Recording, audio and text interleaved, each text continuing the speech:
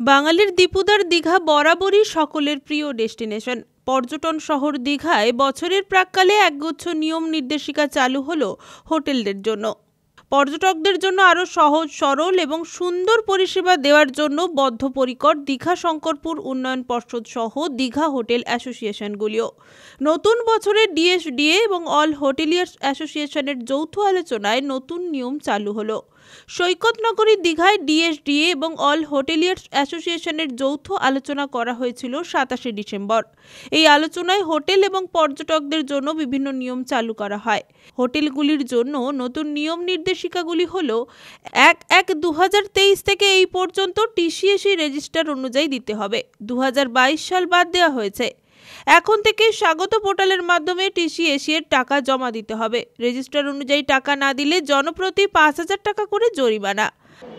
গত 3 দিন আগে আমাদের সঙ্গে দীঘা শঙ্করপুর হোটেল অ্যাসোসিয়েশন এবং ডিএসডিএ এবং অন্যান্য সকল অ্যাসোসিয়েশন সকলকে নিয়ে আমাদের ডিএম সাহেব পূর্ণেন্দু মাঝি মহাশয় সহ সমস্ত আধিকারিকরা ছিলেন। সেখানে কিছু হোটেল পরিচালনার ক্ষেত্রে কিছু নিয়মকানুন বেঁধে দিয়েছেন।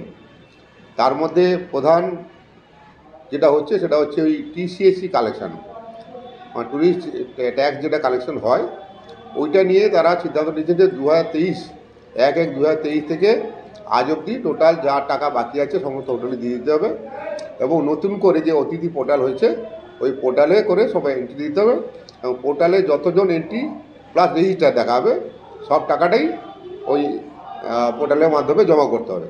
যদি কেউ টাকা কম জমা করে তার জন্য পেনাল্টি হিসাবে 5000 টাকা করে পার হেড বলা হয়েছে। হোটেলের বজ্র রাস্তা নালা নর্দমায় ফেললে 10,000 টাকা জরিমানা এবং আইনি পদক্ষেপ নেওয়া হবে। ডিসিডিএ থেকে 2টি ডাস্টবিন দেওয়া হবে, একটিতে তরল বজ্র, অপরটিতে কঠিন বজ্র রাখতে হবে। প্রতিদিন ডিসিডিএর বজ্রবাহী গাড়িতে ফেলতে হবে। গাড়ি না এলে নিম্নলিখিত ফোন নাম্বারে অভিযোগ করবেন।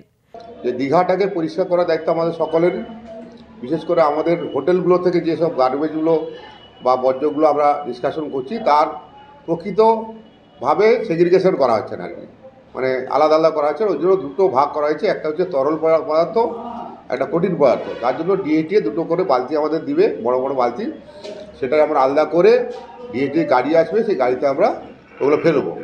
আর যদি কোনো হোটেল মালিক এইগুলো সহযোগিতা না করে বা এইসব নোংরাগুলো যদি রাস্তাঘাটে ফেলে দেয় বা নালন্দাও ফেলে দেয় তার জন্য 10,000 টাকার জরিমানা ধার্য করেছেন।